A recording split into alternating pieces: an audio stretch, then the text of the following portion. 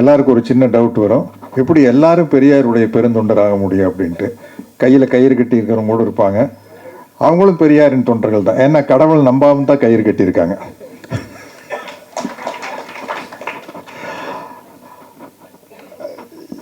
எனக்கு வந்து நம்ம ராஜ்குமார் பேசும்போது சொன்னார், வேலுப்பிரபாரனுடைய உதவியாளர்னு சொன்னோன்னு அவருக்கு நான் படம் நடித்து கொடுத்தேன் அப்படின்ட்டு.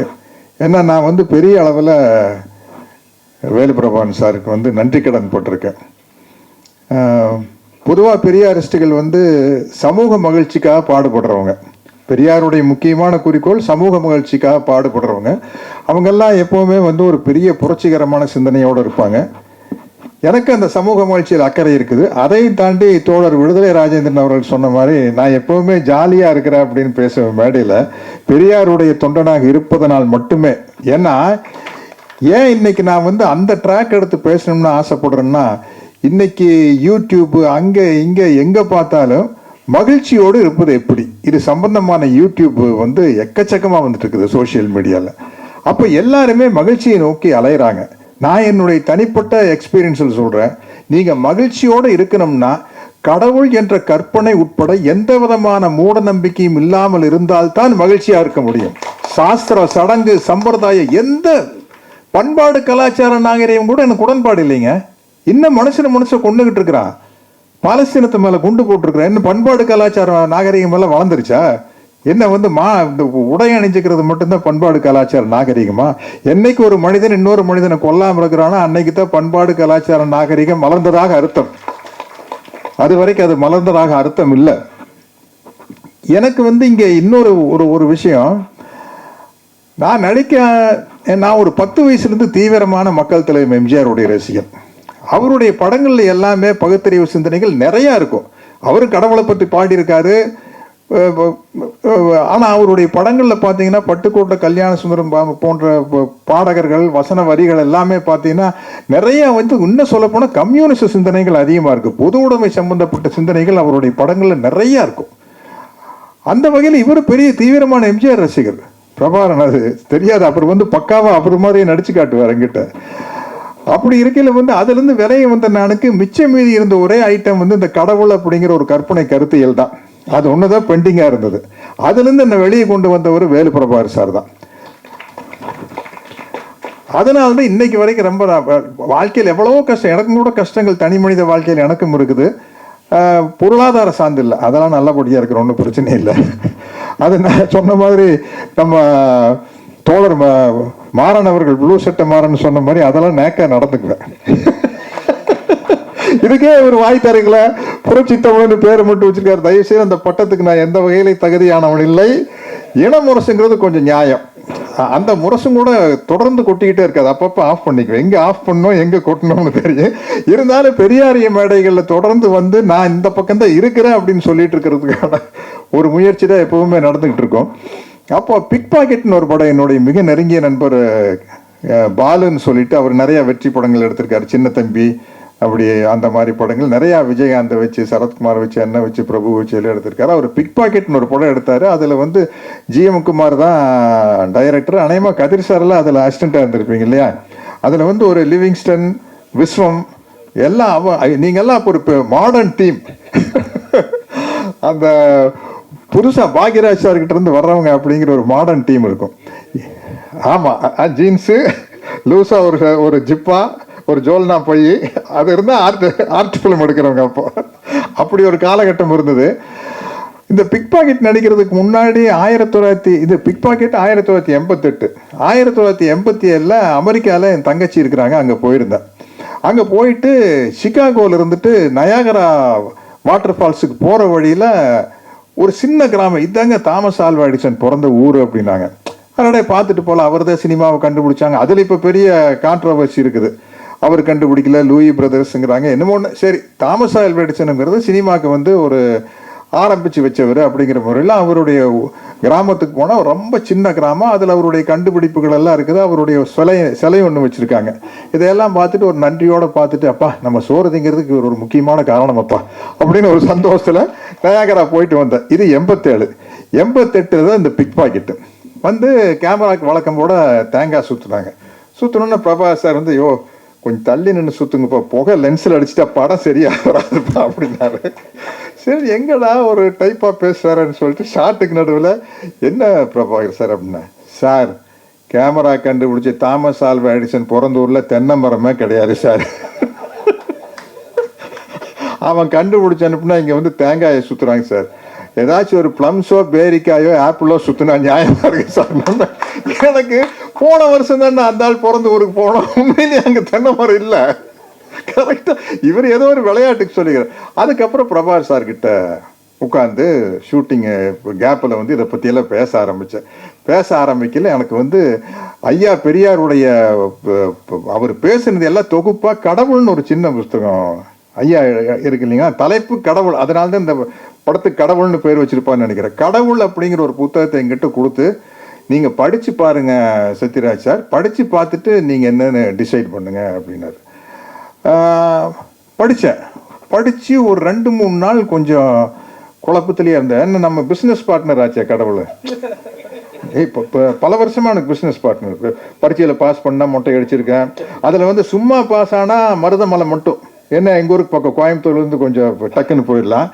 60 மார்க்கு மேலே வாங்கினா மருதமலை அண்டு பழனி, நிறைய வாங்கினா மருதமலை பழனி திருப்பதி, இப்படியெல்லாம் டீல் பேசியிருக்கிறோம். அப்போ நான் நடித்த படம் ஒன்றா உனக்கு இது பண்ணுறேன் அது பண்ணுறேன் நல்லா பேசி நம்ம ஒரு பிஸ்னஸ் பார்ட்னர். டக்குன்னு வந்து யாரோ ஒரு தாடி வச்சுட்டு ஒரு பெரியவர் சொன்னாருங்கிறக்கா இல்லைன்னு சொன்னால் நைட்டு தூங்கும்போது வந்து கண்ணை குத்திட்டு எங்கேப்பா போகிறது அப்படிங்கிற ஒரு பயம். படிச்சுட்டு ஒரு 2 நாள் யோசித்து பார்த்தோன்னே சுத்தமாக கடவுள் நம்பிக்கை போயிடுச்சுங்க. இந்த கடவுள் நம்பிக்கை போயிருச்சுன்னு பேசையில் வந்து நம்ம ஏதோ குறிப்பிட்ட மரத்தை பற்றி சொல்கிறதா எல்லாரும் நினச்சிக்கிறாங்க. இப்போ கூட ரீசெண்டாக என் மேலே அப்படி ஒரு சில பேர் ஃபீல் பண்ணுறாங்க. எனக்கு வந்து கடவுள் இல்லைன்னா எந்த மரத்தை சேர்ந்த கடவுள் மேலேயும் நம்பிக்கை இல்லை, அவ்வளோதான். அது மாதிரி வந்து இந்த குறிப்பிட்ட மரத்தை சேர்ந்த கடவுள் அப்படியெல்லாம் கிடையாது, எந்த கடவுள் மேலேயும் எனக்கு நம்பிக்கை இல்லை. இப்போ இதுலேருந்து வெளியே வந்தோடனே வாழ்க்கை வந்து ரொம்ப இலகுவாக இருக்குது. அதுதான் வந்து தோழர் விடுதலை ராஜேந்திரன் அவர்கள் சொன்னாங்க. எந்த கன்ஃபியூஷனுமே இல்லை. நல்ல நாள் கெட்ட நாள், ராகால யமகண்டா அஷ்டமி நவமி நோன்பு, குட் ஃப்ரைடே பேட் ஃப்ரைடே, 13ஆம் நம்பர் 8ஆம் நம்பர், இது எதுவுமே இல்லைங்க. எதுவுமே இல்லாத போது லைஃப் வந்து ரொம்ப ஜாலியாக இருக்குது. நான் அதான் சொல்லுவேன், நல்ல நேரம் கெட்ட நேரம் பார்க்குறவனுக்கு நல்ல நேரம் கெட்ட நேரத்து மேலே தான் நம்பிக்கை இருக்க ஒழிய கடவுள் மேல் நம்பிக்கை இல்லை. கடவுள் மேல் நம்பிக்கை இருந்தால் நல்ல நேரம் கெட்ட நேரமே பார்க்க மாட்டான். அது மாதிரி லைஃப் ரொம்ப ஃப்ரீயாக இருக்கிறது காரணமே வந்து நான் வந்து பெரியாரின் தொண்டனாக இருப்பதால் தான். இன்னைக்கு வந்து அவர் வந்து சமூக விடுதலைக்காக பாடுபடுறாரு, ஜாதி மத ஏற்றத்தாழ்வு ஒழிக்கிறதுக்காக தந்தை பெரியாருடைய தொண்டர்கள் பாடுபடுறாங்க, பெண் விடுதலைக்காக பாடுபடுறாங்க. இதெல்லாம் வந்து இவங்கள மாதிரி பெருந்தொண்டர்கள் பாடுபட்டோம். என்ன மாதிரி ஒரு சராசரி மனுஷன் நல்ல சுயநலத்தோட வாழ்றவனுக்கு நம்மளுக்கு ஒரே குறிக்கோள் தாங்க இருக்கு வாழ்க்கையில, ஜாலியா இருக்கணும். அதுதான் நம்மளுடைய குறிக்கோள். ஜாலியா இருக்கணும்னா எந்த மூட நம்பிக்கை இல்லாம ஜாலியா இருக்கு. ஆகவே தயவுசெய்து யூடியூப்ல பாக்குறவங்க, நீங்க சந்தோஷமா இருக்கிறதுக்காவது ஒரு பகுத்தறிவாளரா இருங்க, வேற எதுக்காக வேண்டாம். சமூகத்தை திருத்துறதுக்கு, சமூகத்துக்காக பாடுபடுறதுக்கு அவங்க எல்லாம் பண்ணிட்டு நம்மளுக்கு அந்த வேலை. நம்மள மாதிரி ஒரு சாதாரண மனுஷன் சந்தோஷமா ஜாலியா எந்த குழப்பமும் இல்லாம இருக்கணும். ஒண்ணும் இல்லை, நம்ம நடிக்கிற ஒரு படம், அந்த படம் ஓடலன்னு சொல்லி வருத்தப்படுறோம் இல்லை, ரிலீஸ் ஆன அன்னைக்கு அதே படத்தை நீ 3 மாசம் கழிச்சு போட்டு போட, இத்தனை நாள் ஓடுந்தே பெருசுன்னு உனக்கு தோணும். அந்த மாதிரி ஒரு படத்தை எடுத்துட்டு ஏன் இந்த கவுண்டமணி என்ன மாதிரி நீ பெடல் போட்டேன்னா எப்படா ஓட அந்த படம், நீ மறுபடியும் ஒரு தடவை பாடு அந்த படத்தை. ஆகையினால் வந்து நீ வந்து கடவுள்கிட்ட வேண்டிக்கிறது எப்படின்னா, ஒரு வார்த்தை இடையில போடுவோம், எப்படியாவது பரீட்சையில பாஸ் பண்ணும், படிச்சா பாஸ் பண்ணுவேன், எப்படியாவது வியாபாரத்துல லாபம் வரணும், நல்லபடியா கவனிச்சுன்னா லாபம் வரும், எப்படியாச்சும் என் படம் ஓடணும், நல்லா எடுத்தா ஓடியா, நீ தான் எடுக்கலையே. அப்புறம் அப்படியே ஒரு தெளிவான சிந்தனை வந்து ரொம்ப மகிழ்ச்சியா இருக்கிறதுக்கான ஒரு விஷயம். ஏன் சொல்றேன்னா, வேலு பிரபாகர் சாருக்கு நான் ஃபோன் பண்றேன், இப்படி ஹாஸ்பிட்டல் அட்மிட் பண்ணிட்டாங்கன்னு அவருடைய நம்பர் இருந்தது. ஃபோன் பண்ணோன்னா நம்ம பொதுவாக இந்த மாதிரி ஹாஸ்பிட்டலில் இருக்கிறவங்களுக்கு ஒரு ஆறுதலாக 2 வார்த்தை சொல்லலான்னு ஒரு தைரியம் சொல்றதுக்காக பேசுவோம் இல்லையா. பிரபாகர் சார் நம்ம உதாரணமாக என்ன சொல்வோம், இப்படித்தான் எங்கள் பெரியப்பாக்கு 3 தடவை பைபாஸ் நடந்திருக்குது, அவங்களுக்கு 2 தடவை நடந்திருக்குது, எல்லாம் ஜாலியாக இப்போ வாக்கிங் போயிட்டு சுற்றிட்டு இருக்கிறாங்க அப்படின்னு சொல்லாங்கிறதுக்காக ஃபோன் பண்ணி அவரை வந்து மனசை தேத்துறதுக்காக ஃபோன் பண்ணுறேன்.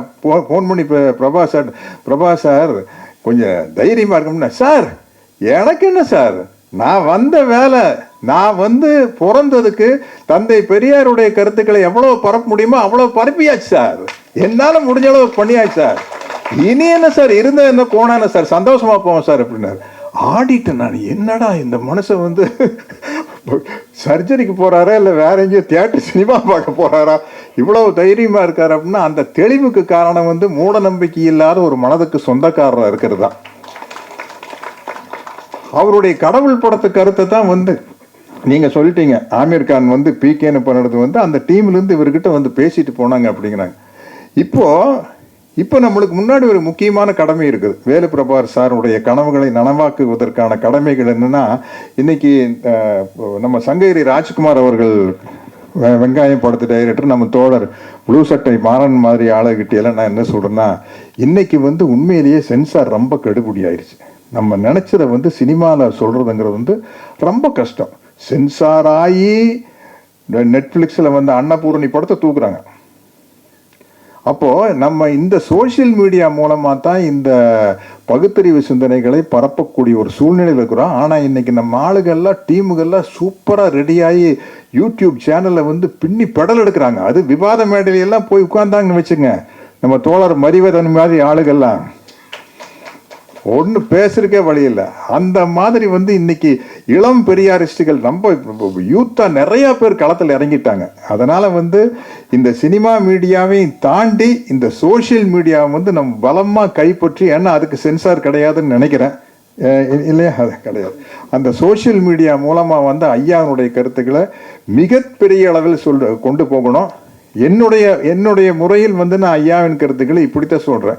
நீங்க வாழ்க்கையில மகிழ்ச்சியா இருக்கணும்னா தெளிவான சிந்தனை தேவை. தெளிவான சிந்தனை தேவைன்னா எந்த விதமான மூட நம்பிக்கையும் இல்லாம இருக்கணும். எந்த விதமான மூட நம்பிக்கையும் இல்லாம இருக்கணும்னா நீங்க ஒரு பெரியாரிஸ்டா இருந்தா தான் முடியும். அதனால சுயநலமாக கருதினாலும் கூட நீங்கள் வந்து ஒரு பெரியாரிஸ்டா இருந்தா வாழ்க்கையில் மகிழ்ச்சியா இருக்கலாம்.